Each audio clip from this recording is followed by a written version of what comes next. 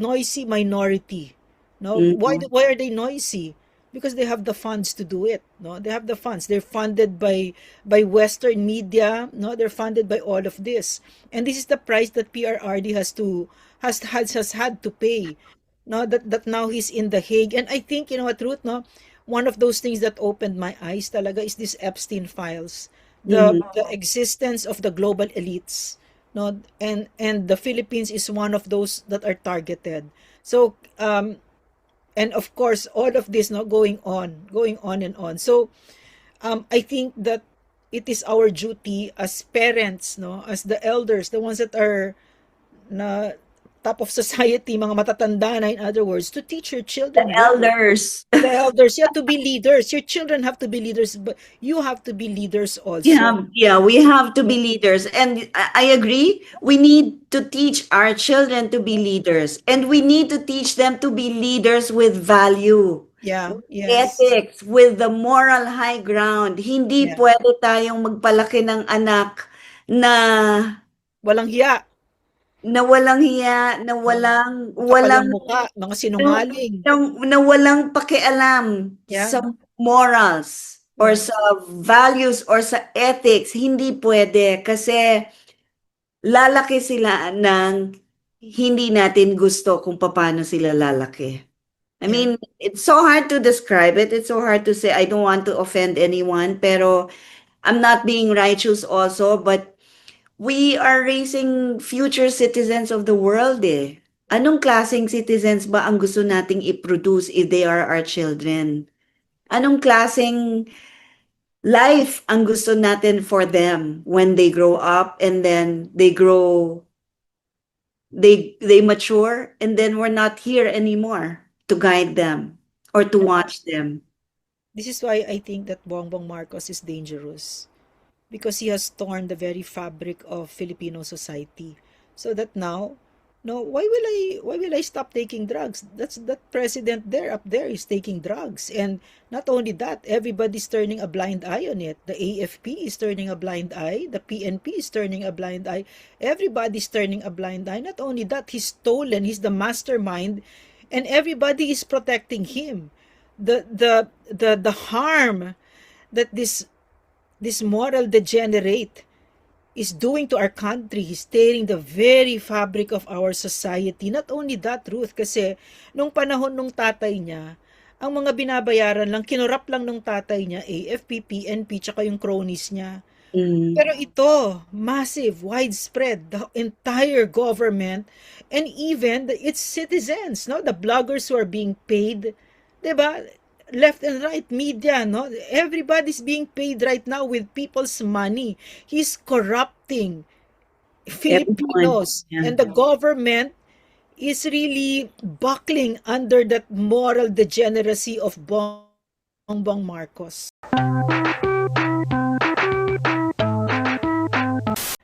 um, Nabiyayaan kami ni Ruth na magsilbi sa bayan under the landmark presidency of PRRD, at lagi pag nag-uusap kami, grabe no, ang blessed natin. Lagi namin nasasabi yun sa isa't isa, na Yeah. na-experience natin yung ganyang klaseng Ganun leadership, no? klaseng Kakaiba. leadership. Yeah. So, nakita namin, no, yung kahalagahan ng leadership sa isang bansa, na ngayon pinapakita din naman ni Marcos yung kahalagahan ng leadership na maayos, pero sa baliktad, kasi napakawalang kwenta.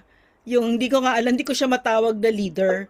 Opposite siya ng kung ano ang leader. So, magtatanong ako kay Attorney Ruth ngayon. Pet topic namin kasi ito, yung leadership, no? So, Attorney Ruth, ano yung masasabi mo about leadership at yung kahalagahan nun sa ating bansa? Mhm. Before that, before I answer your question, Yeah, Dr. Rain, yes. okay Yes. lang, magkwento lang ako Yeah. sandali Yes, sa please. mga friends Yes. natin kung Mm. paano tayo naging close. Mm. Kasi tuwing disaster, tayo yung mga undersecretaries na pinapadala. Mm. Tatlo tayo, wala tayong baong food, kung Yeah. hindi isang pirasong saging Yeah. na Yeah. sa Nag-share kami. sinishare natin na yun lang ang kinakain natin at naghihingi na lang tayo ng tubig pagdating Yeah. natin dun sa mga bundok na pinupuntahan natin.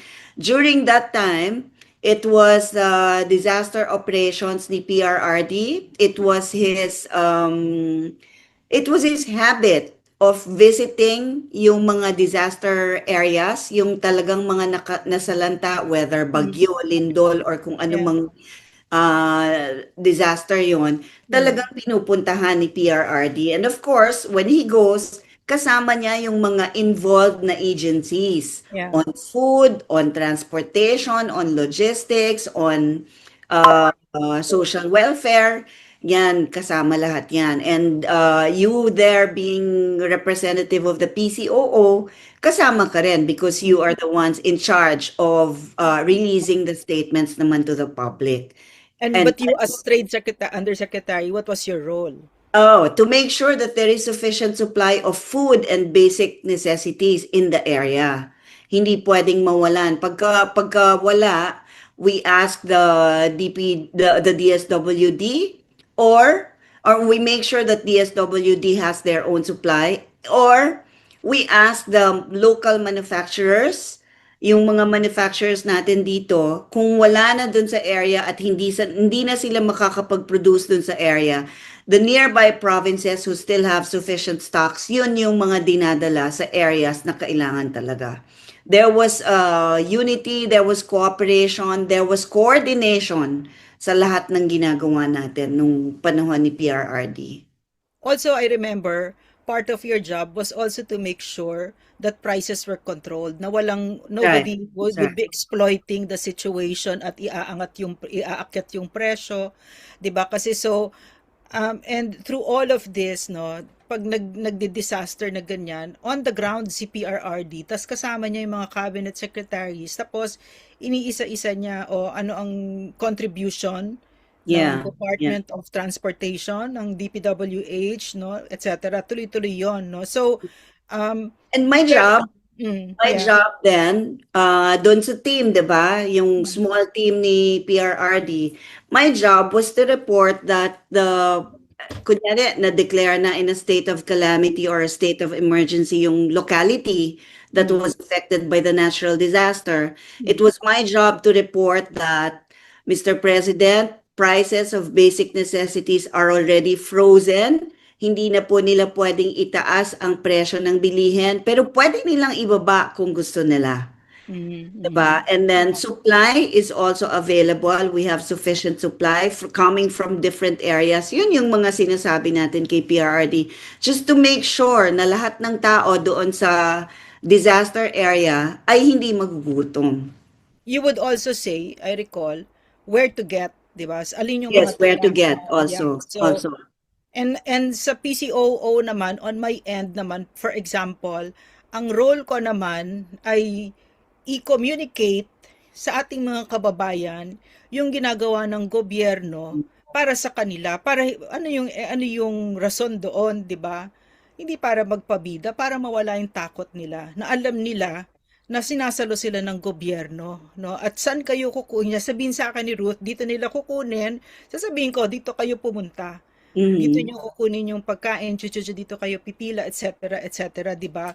So that you, and it's also a form of accountability, 'di ba, na dito ginagastos yung pera ng ating mga taxpayers money, dito pumupunta, 'di ba? So, and then as a result of that, the people have this sense of wellness. And then they trust government and they cooperate, 'di ba, with government.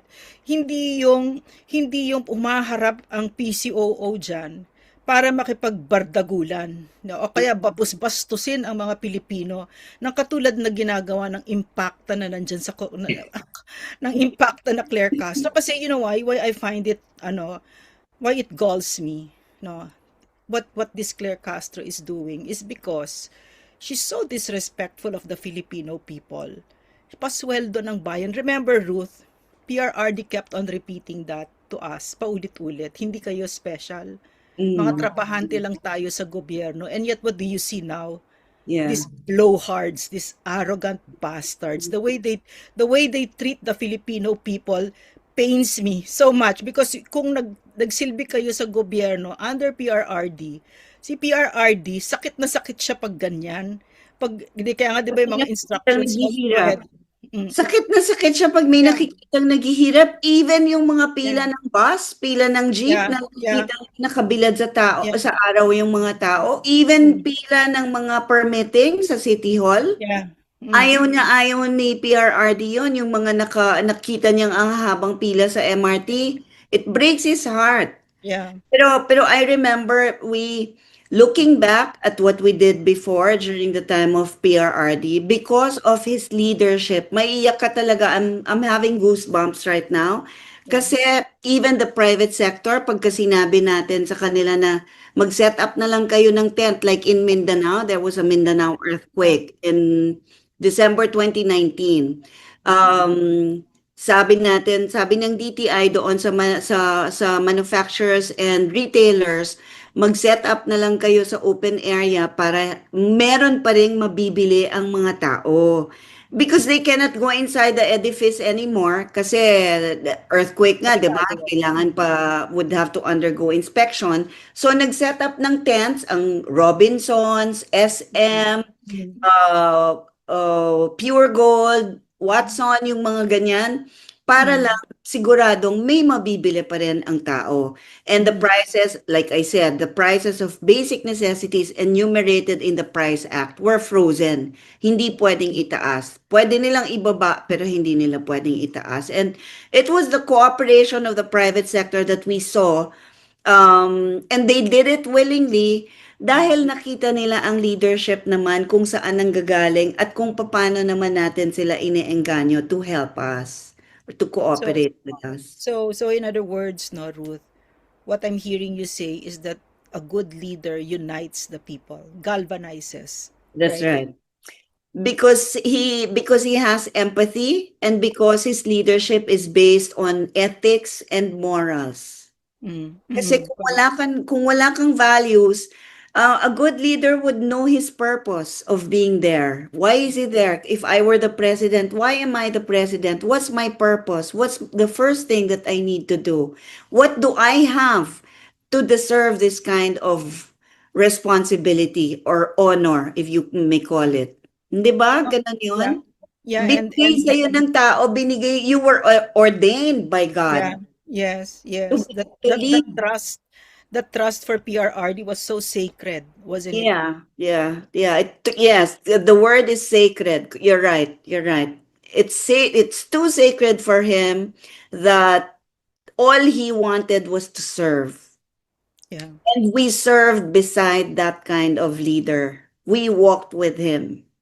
And because of him, I totally understood what it means when you say that public service is a privilege. That's why nagpasalamat siya sa atin. Salamat ginawa ninyo akong president kasi I had never done anything as challenging as working in government, but at the same time, nothing as rewarding. Kapag Mm, ka talaga nakikita mo nagbabago yung buhay at bumubuti yung ano. Also pala, Ruth, may gusto ko lang idagdag. Isa pang trabaho ng PCOO kasi nga nasa NTFL kami. Kapag ka may disaster ko instance, ang mm, CPP, NPA, NDF, kasi nga mga extortionist yan, 'di ba? Mga magnanakaw, mm, nagtatayo sila ng mga kunwaring ano, fundraiser. So kami tagasabi, wag kayong mag-ano diyan, wag kayong mag-donate diyan. No, so mm, magbibigay ka ng information in other words, no. So amang ko Ruth kung nag-agree ka, pero sa akin landmark yung accomplishments ng Duterte administration kasi number one, si PRRD. Siya yung leader natin. No, mm. talagang he really inspired all of He us. inspired us. He motivated us. He knew what to do. Yeah, yeah, He knew what to do. And his men, yeah, the secretaries, also knew what he wanted. yeah, 'Di ba? Kaya lahat naman tayo susunod lang because the leader was there. The leader was very clear kung anong gusto niya para sa tao. Kaya I will go back to saying that a good leader must have must be grounded on ethics and morals. Kung wala kasi nun, Yeah. anong klaseng leadership ang magagawa mo sa isang bansa na 120 million? Yeah, yeah. Also, What I kind also of think no leadership?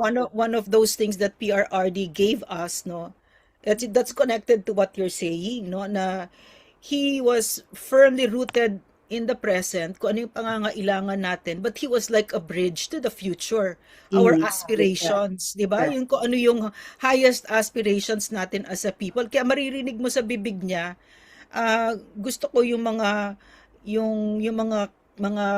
fishermen natin marami pa rin silang magkakaroon pa rin tayo ng maraming isda para yung mga anak natin makakain pa ng masarap na isda. Ganun Yeah. siya talagang to the nitty-gritty, alam niya talaga. No, so yung moral compass niya ang tindi. Talagang Mhm. kaya nga natatawa ako na okay, go ahead Ruth, go ahead. Go. Ang bigat kasi isipin eh kasi ibang-iba if you compare it Yeah. the PRRD's moral compass, Mm. PRRD's will to serve. And remember, 'di ba? In his mind, he was a mere servant. He Mm. was a mere public servant. Hindi siya presidente ng bansa, hindi siya dapat ino-honor, hindi siya tinatawag na Your Excellency Yeah. because he's the servant of the people. Yeah. That was what was in his mind, and that's what he showed all throughout his administration. Yun ang pinakita niya sa atin. Kaya tayong lahat, ganon din yung ginawa natin. At least most of us.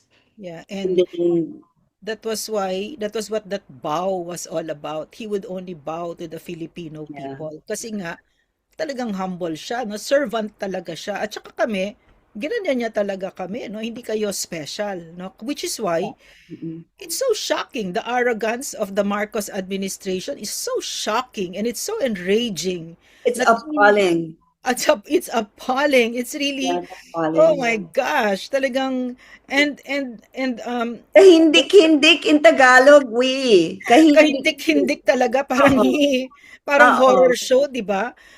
Yan sila matibag, oh my God, 'di ba? Ano 'yun? 'Di ba? Ano 'yun? Parang and then parang napakaliwanag ng messaging agad-agad ng Marcos administration na kami ang nakaupo ngayon.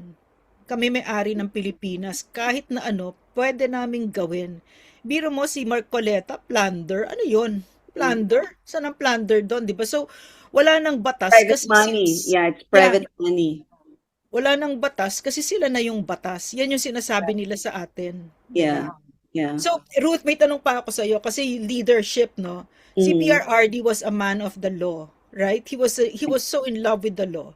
No, I think more than anything else for me, no, parang that was one of his very strong traits that he wanted us to follow the law, 'di ba? Mm. And yet, how do you do that? How was he able to achieve that, 'di ba? Kasi siya mismo eh. Siya mismo sumusunod siya talaga sa batas eh. Yeah. Talagang kaya pala He tsaka was yung mm, Yeah, he was a man of the law. He was exercising frenetic leadership. Ano siya eh, mm, wise leader. He knew what he can do and cannot do. He knows that he's not supposed to bend the law. So mm, he just limits his actions kung ano lang yung doable within the bounds of law. Hindi siya nag-deviate, hindi siya nag-violate. Yun lang because he's too concerned also about accountability as public servant. He knows that he's accountable to the people. Hindi siya nag-deviate. So, ginawa niya lang kung anong dapat niyang gawin based on his knowledge and based on, of course, PRRD naman was a very prayerful person eh. mm. So, meron rin siyang spiritual guidance na Oh, nakukuha that he asks for every day. Hindi ba? Hindi lang natin alam, di niya lang pinapakita sa lahat ng tao. Pero matindi pong magdasal si PRRD. Before he does anything or says anything, he starts the day with a prayer, asking for guidance from the Holy Spirit. yeah. And in fact, no, parang the funny thing about all of this is that people his political enemies have painted a man That's not familiar to us. Who are you talking about? That's Yeah, not yeah. PRRD. Sino yan? That's Baka think you're talking about yourself because you're murderers, you're plunderers, you're lawbreakers. Di ba that's not PRRD? You're talking about somebody else. You're not talking about PRRD because for me, he's a very spiritual man. And in fact, no, one of those things that I loved about PRRD is that he was so in touch with his soul, with himself, no, that he would yeah, not yeah. lie.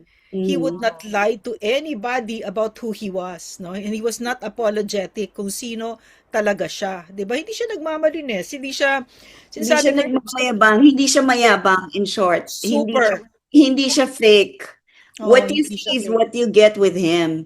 Kung ano, kaya lang meron lang isa, I have to qualify that pala. In his speeches, 'di ba, nagmumura siya, nagagalit siya lalo na sa drug dealers and drug lords, and 'di ba? At saka yung mga nagnanakaw ng pera ng bayan and the public utilities na may utang sa atin na naniningil sa atin na hindi naman natin kailangan bayaran like water.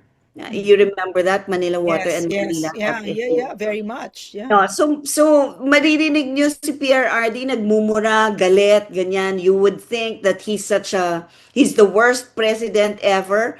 But in private, Yeah. he's the most spoken person. He's the most soft-spoken man I have ever encountered. And very He gentlemanly towards women. he speaks gently. He moves gently. At that time, bata pa siya ha. It wasn't because of his age. Talagang ganun siya as a person. Hindi siya yung, syempre pagka magmumura ka, papakita ka ng galit. Because kailangan mo. But his yung naturalesa niya is a kind, soft-spoken, Mm. soft-hearted person na sana nakilala ng mas marami pa. Yeah, I agree. I agree. Ruth. At saka yung nagkakaproblema lang naman sa pagmumura ni PRRD ay yung mga taong mabababaw. The vast Mm. majority of Filipinos not only understood but loved it about him because it really mirrored his authenticity kung sino talaga siya. And Yeah. pag nalaman nyo ang totoong kondisyon ng Pilipinas, sinabi nga ni Mark Twain no, na ah, yung I cannot ano basta pinupuri ni Mark Twain ang expletives no. So ang sinasabi niya, ang sinasabi ni PRR, di pag nalaman ninyo ang totoong kondisyon ng Pilipinas, mapapamura kayo, no? Mm. And minsan Yeah, yun na lang yun totoo. minsan yun na lang yung word kasi I'm a writer, 'di ba? Minsan yun na lang yung word that will do kasi it will express the Mm. disgust and the kung gaano talagang kababa na yung ginawa, no? So, ang nagkakaproblema lang naman diyan, yung mga mahilig sa panlabas na na panglabas na itsura, 'di ba? So Yeah. they would rather have a drug addict plunderer president who doesn't swear or he doesn't have children with tattoos, 'di ba? Yeah. Yeah. That's their definition, no? That's their definition of respectable. 'Di ba? So that's the problem with the Philippines, talagang ang daming kababawan, 'di ba? But imagine, no, that his landmark accomplishments they can't see, 'di ba? But that's just a for me that's just a minority, Ruth. Hindi naman 'yan yung rule, no? He was a very Pero popular president. Yeah. but good leadership cannot be measured with the outward appearance, Mm. eh. Yeah. The good leadership cannot be measured with social graces or social Yeah. manners. Hindi Yeah. ganun, hindi mo yun makikita doon eh. Because that's only the exterior, but you don't see what's inside. What's contained in the heart. Mm. Anong So, laman ng puso nung tao? Kahit maganda tingnan, very eloquent mag-English, 'di ba? Polished ang itsura, pero anong laman ng puso? and in That's fact, not the measure of a good president to me. To yeah. me, the measure to me of a good president is someone with a heart, someone who empathizes with the people that he serves, someone whose title is not someone whose title does not go before him, Mhm. someone whose title is not in his head. Yeah. Someone who's not defined by his title, 'di ba? He's not Yeah. attached to it, 'di ba? And PRRD embodied that to me, ano. He was the one who gave uh, prestige and respect sa kanyang titulo and not the other way around, which is what you're seeing right now. Si Matibag, NBI director yung title niya. Tapos he kept on saying, NBI director ako. 'Di ba? Kung Mhm. nalalang papatato niya. And they're so proud about their titles that it really defines them, no? But it's not the titles that make a man. It's the man that makes the title, 'di ba? And we Yeah. saw that with PRRD. In fact, 'di ba, Ruth, si PRRD didn't want to be called president. Parang for him, parang it was just so, parang he lost the way he said it, no? But my Wanted to be called goodness. mayor. Mayor Yeah, na lang siya. but he was the very essence of what a president is, no? And he would Mm. say he preferred to be called mayor, but I couldn't because he was to me he was a president talaga, 'di ba? So Mhm. so that's the for me, and that's why kaya namin pinag-uusapan ni Attorney Ruth yan kasi meron tayong crisis in leadership, no? Walang leader ang bansa ngayon na Mm. of course except for the vice president, no? Buti na lang we have her, no? Well, you're so right. We have a crisis in leadership right now because like I've been saying from the beginning, there are so many things that the government needs to address for the people. Pero nasaan tayo nakafocus? Nasaan ang focus ng administration? Nasaan ang bulk ng pera ginagastos? Sa politika, sa impeachment, sa AIX, tupad. Ano nga yun? Um, Mga yon, yeah. Yung mga yon na temporary relief para sa mga tao, para ano, para mapaligaya sila sandali tapos matuwa sa presidente or matuwa dun sa politiko na nagbigay. Pero after a while, ubos na yon eh. Ilang araw lang gagastahin yon. And then, wala na ulit. Not only that, truth, it disempowers them, which I think is what the intent is, no? It doesn't empower them. Unlike if you build farm to market roads and then they're able to sell their produce, no, it really empowers them, which is what we saw during PRRD's time, no? So it empowers them, it disempowers them when puro na lang tupad, puro dole outs, ginawa mong bansa ng mga naglilimos ito, ang Mhm. Pilipinas. And Yeah. it makes them feel that meron silang utang na loob dito sa mga kurakot na ito. So you're perpetuating that kind of rotten politics, 'di ba? So binobobo mo ang Pilipinas, Mm. binabansot mo imbes na ini-empower mo. The strength of a nation and the quality of a nation will depend on the quality of its citizens. So what kind of citizens has Bongbong Marcos created? Citizens that are always on the dole out and nakakaawa, 'di ba? Nakakaawa And bang Pilipino, right? Go ahead, Ruth. it's probably just making all of us stupid. Yeah, it is. Baka akala nila on the powers that be ay lahat ng tao naniniwala sa kanila. Yeah. Marami pa rin naman tayo na nakakapag-usap ng ganito at nag-iisip at naiintindihan at nababasa ang motives behind their actions. Nakikita natin yan. We're not blind, we're not deaf, we're not mute, especially. Kaya tayo nagsasalita kasi nakikita natin kung ano yung ginagawa nila sa atin. Education na lang, ayaw nilang maging highly educated ang Pinoy, especially the young ones. Yung difficulty ng mga bata makarating sa eskwelahan, aakyat ng bundok, tutulay sa alambre, tatawid sa Pampanga, Yeah. Yeah. pa para makarating sa eskwela because we want them to be ignorant. We want them to remain ignorant para iboto ng iboto kahit na nga wala namang Kahit mga kakayahan talaga. magnanakaw, kahit mga magnanakaw sila. Kahit. And in fact, parang for me, no, they want to make us stupid, but in reality, they're the stupid ones because they're very incompetent. That's the only thing they know about running a government. They don't know about what PRRD knows. We saw it, no? And Yeah. PRRD was an excellent executive, but these people, they're they're clowns. They're like what the hell are you doing? 'Di ba? Wala talagang alam, 'di ba? So, yung and I really also think, Ruth, no, kasi these are second, third generation politicians.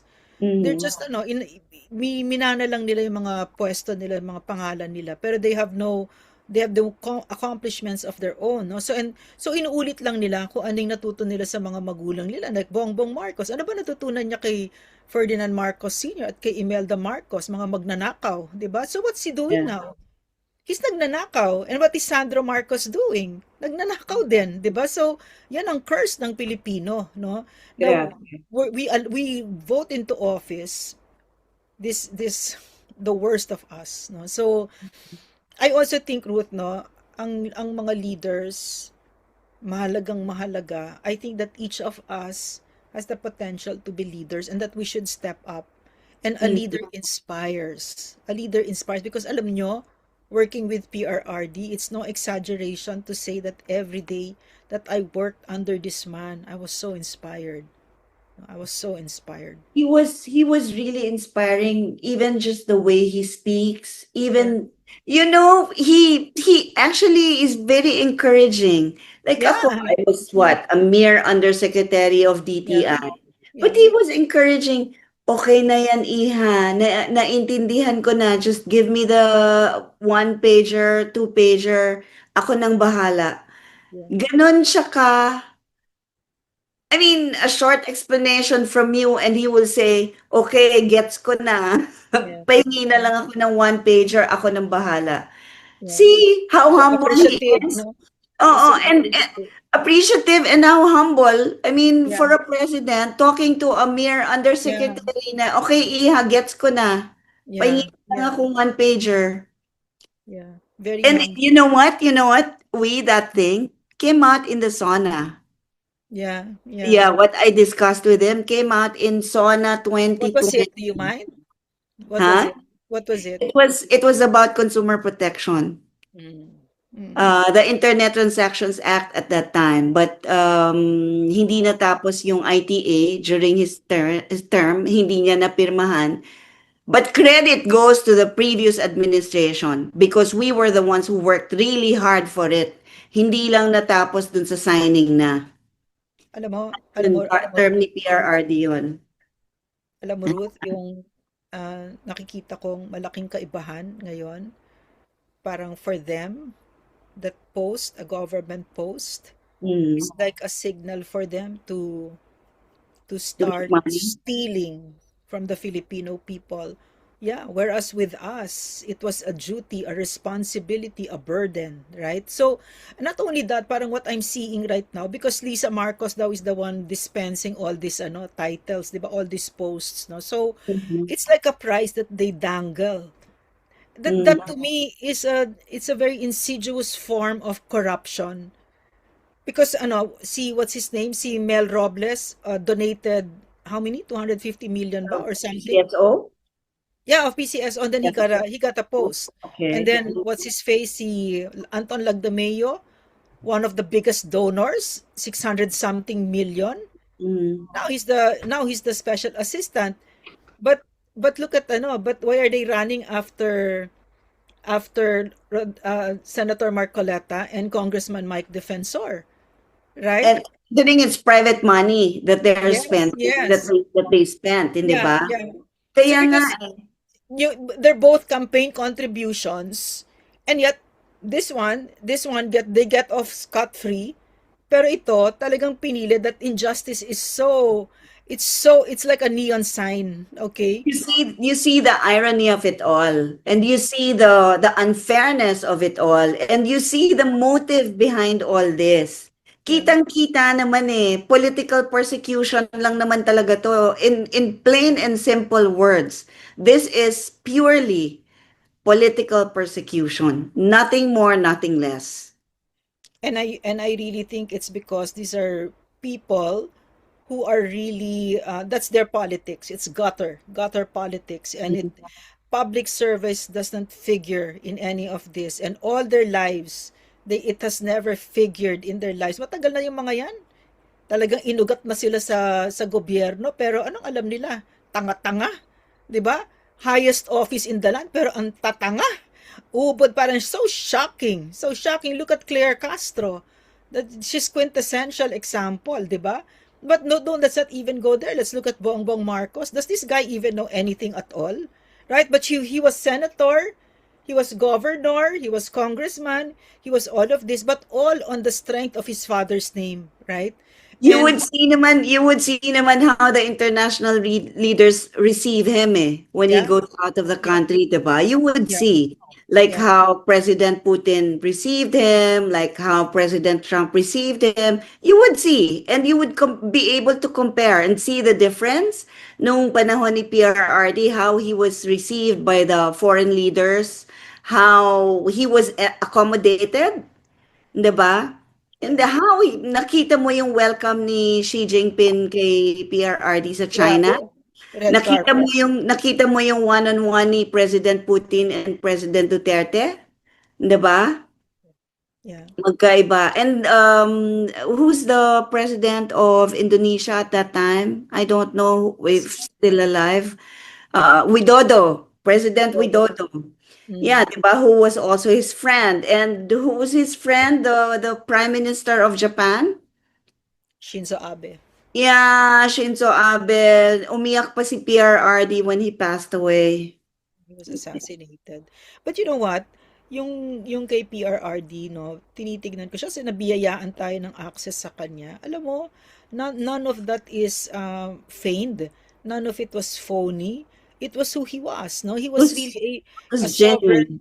Yeah, Was he was a sovereign. First of all, he was a sovereign individual, which is why yeah, being a sovereign leader was just natural to him.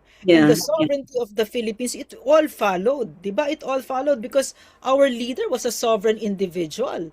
But here, what we're seeing right now is a is a pathetic man who's in the powerful grip of a substance abuse disorder, a weakling. All his life was people covering up for him from his mother to his wife, right? So Mhm. it all follows, no? Walang soberenya ito si Bongbong Marcos, weakling. That's why the country is like this. Ito, it was natural for him to surrender the outrage of surrendering a Filipino citizen to a foreign court, which is talagang terrible source of shame. 'Di ba? So, but for him, it was nothing. Kasi he's like that no? Yeah. To PRRD kasi, leadership and sovereignty were second nature. Yeah, It yes. was his skin 'di Yeah, ba? yeah, It was second nature to him. Ngayon naman, second nature din dito sa current president natin, yung pagiging ganyan niya. yeah, yeah. Yeah, At saka second nature kay PRRD, yung pagiging compassionate. At saka yeah. yung pagiging mahal na mahal niya yung mahihirap at inaapi. The empathy talaga. Alam niyo ba mga kababayan, si PRRD yung campaign song niya, yung Ipaglalaban Ko, yung kay Freddie Aguilar, siya Yeah. pumili nun tapos siya nag-tweak ng lyrics. Siya talaga yan. Kung sino yung naririnig niyong yan, siya yan. So, siya, ayaw na ayaw niya yung nang inaapi ang mga Pilipino, lalo na yung walang-wala sa buhay. Naku, galit na galit siya dyan. No, We that's who he was. Okay, go ahead. That's who we want. Yes, that's who he Yeah, was. who I he just is. remember, Yeah. did I tell you the story about me leading the business delegation to the Middle East in Mm, 2017? mm, We visited Qatar, mm, Bahrain, and mm, Saudi Arabia. mm, And PRRD, because I was business delegation lead, I was mm, in almost all of the events with mm, mhm. PRRD. And I saw, like a few feet away, the president begging the prince, maawa naman kayo sa mga kababayan ko. Yes. Wag niyong pabayaan na umuwi Iyak sila ako nun. ng nakakahon. Yeah, yeah, Ayaw niya yun. And he was practically begging them. yeah, yeah, Ganon niya pinaglaban ang OFWs natin. Ganon niya pinakiusap. Ganon niya anong Tagalog ng beg? iniluhod, gano'n ba 'yun? Ganon niya iniluhod. Idinaing, Begging, like you're asking. idinulog. Idinulog yung Yeah, mga OFWs natin na maging safe, maging ligtas kung nasaan man silang bansa. sa Middle East. And I saw that firsthand. Kaya from then on, 2017 pa lang, oh my gosh, this guy, I was praying he will live long and he will have many, many, many years of presidency for the Philippines. Yeah, But that's correct. yeah, Yeah. that And is that. I also ano no the way he loved the OFWs is something else no talagang Yeah.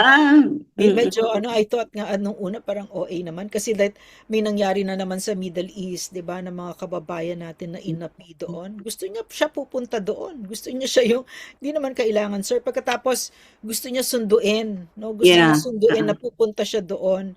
Tapos nung sinabihan siya na wag na lang. So nagantay siya sa Wasn't airport. safe. Mm-mm. Talagang talagang ayaw at saka yung 'pag pinag-usapan niya yung mga OFWs 'no, there is always a catch in his voice 'no, na lalo na 'pag ano, yung balikbayan box, wag ninyong gagalawin yan, nandiyan ang yan Mm-mm. ganyan ang pagmamahal, nandiyan lahat yung pagmamahal ng nanay sa kanyang mga Yeah. anak 'no, and Lahat it ng really pinaghirapan. It Yeah. really, really pained him, no, na yung nanay nandiyan away from the children, tapos pag-uwi yung anak adik, 'di ba? Mm. So Oh my so gosh. yeah, 'di ba Yeah. we know that speech? Yeah. We know that speech. Memorize natin yung speech na Oo. yun, right? Yung anak adik, yung asawa ng Yeah, babae gamit yeah, yung pera na pinapadala ng asawa doon sa abroad, yeah. ba? Or yung Alam na alam asawa, niya, no? Alam yeah, niya.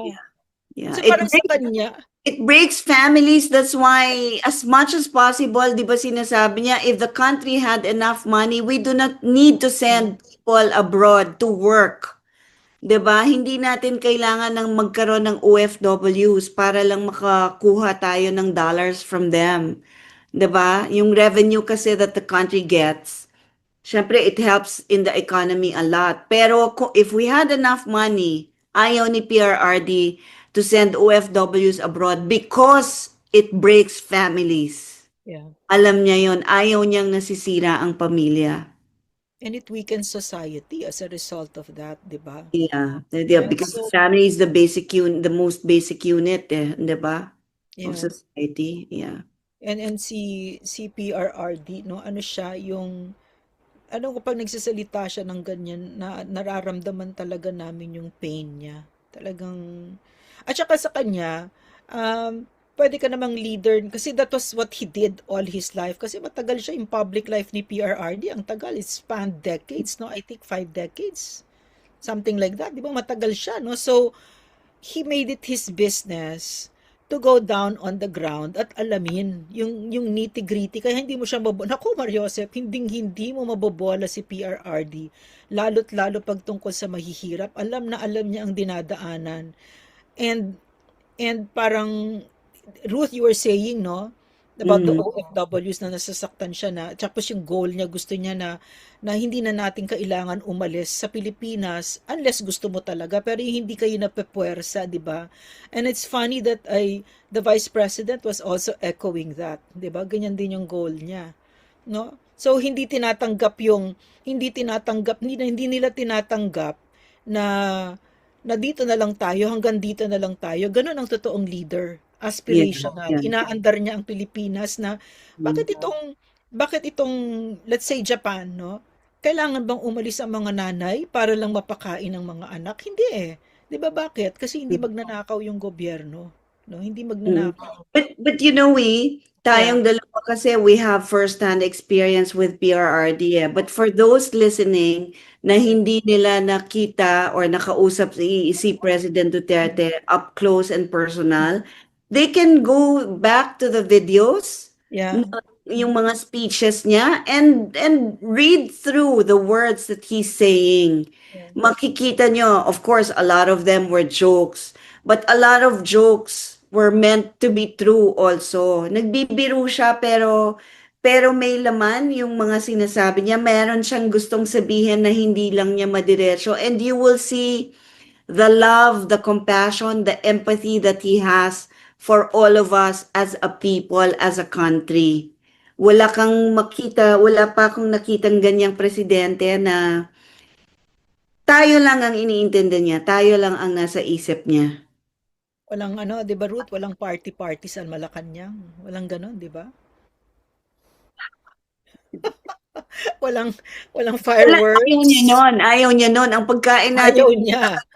ayaw niya, pwede, pagkain natin, di ba, munggo? Yeah, Tapos ang munggo, dessert isda. natin, turon. Mm, Wala, mm. wala, wala. The food during his time was never lavish. Wala, Very wala. simple. Very simple. Ube halaya, Yeah, yeah, paksiw, ganyan. Or ginisang, ano yun? Yung ginisang sitaw, tsaka adobo. yeah. Ganon ang pagkain. And Hindi, I ah, wish that we would go back to that, no. And it will go wala. back there when there's again another President Duterte, and that's in Mm-mm. mind. She will go back Sana, there. sana your viewers will look into this also para naintindihan or nai-imagine nila what we're saying. Makita nila dun sa mga videos ni PRRD. Makita nila doon sa mga past documentaries that were made for him. Totoo po lahat yun. Makikita nyo naman sa mukha if you would know how to read a face, body language, the tone of voice, makikita mo the kind of person, the character of the person, pagkatingin na nila so that they can relate also with what we're talking about. But you know what, Ruth? I think no, on the other hand, parang there's no need for us to do it. You know why? Because this is the only president who's had that kind of trust and approval ratings, historical, no? Which means that there is this small group na maingay. Part of them is the CPP, NPA, NDF, who they have this propaganda machine that keeps on lying about the former president, and yet Mhm. look at his trust ratings, no? Yeah. To this day, no, he's been 4 years out of office, yet there was a recent survey that he's still the most trusted. Somebody Mhm. who's no longer in government is the most trusted, and the ones that are in government, it's his daughter, no? So Yeah. who's the most trusted consistently ever since, and PRRD, I forget, si Sakur. Remember, there was Mhm. an interview, and then he was saying that the trust ratings of PRRD would be the envy of the known democratic world, of all the Yeah. leaders of Yeah. the known democratic world. No, so there is that noisy minority. No, Mhm. why are they noisy? Because they have the funds to do it. No, they have the funds. They're funded by Western media. No, they're funded by all of this, and this is the price that PRRD has had to pay. No, that now he's in The Hague, and I think you know what, Ruth. No, one of those things that opened my eyes talaga is this Epstein files, Mhm. the existence of the global elites, no, and the Philippines is one of those that are targeted. So and of course all of this, no, going on and on. So I think that it is our duty as parents, no, as the elders, the ones that are na top of society, mga matatanda na, in other words, to teach your The children well. elders. The elders, you have to be leaders. Your children have to be leaders, but you have to be leaders also. Yeah, we have to be No? leaders. And I agree. We need to teach our children to be leaders. And we need to teach them to be leaders with value, Yeah, with yes. ethics, with the moral high ground. Hindi Yeah. pwede tayong magpalaki ng anak na Walang hiya. walang hiya, na No? walang Makapal ang walang mukha, mga na, sinungaling. na walang pakialam Yeah, sa morals or yeah, sa values or sa ethics. Hindi pwede kasi lalaki sila ng hindi natin gusto kung paano sila lalaki. I yeah. mean, it's so hard to describe it. It's so hard to say. I don't want to offend anyone, pero I'm not being righteous also, but we are raising future citizens of the world eh. Anong klaseng citizens ba ang gusto nating i-produce if they are our children? Anong klaseng life ang gusto natin for them when they grow up and then they mature and then we're not here anymore to guide them or to Yeah. watch them. This is why I think that Bongbong Marcos is dangerous, because he has torn the very fabric of Filipino society. So that now, No, why will I stop taking drugs? That president there up there is taking drugs. And not only that, everybody's turning a blind eye on it. The AFP is turning a blind eye, the PNP is turning a blind eye. Everybody's turning a blind eye. Not only that, he's stolen, he's the mastermind, and everybody is protecting him. The harm that this moral degenerate is doing to our country. He's tearing the very fabric of our society. Not only that, Ruth, kasi nung panahon nung tatay niya, ang mga binabayaran lang, kinurap lang nung tatay niya, AFP, PNP, tsaka yung cronies niya. Mm. Pero ito, massive, widespread, the entire government, and even its citizens, no? The bloggers who are being paid, 'di ba? Left and right media, no? Everybody's being paid right now with people's money. He's corrupting Everyone. Filipinos, Yeah. and the government is really buckling under that moral degeneracy of Bongbong Marcos.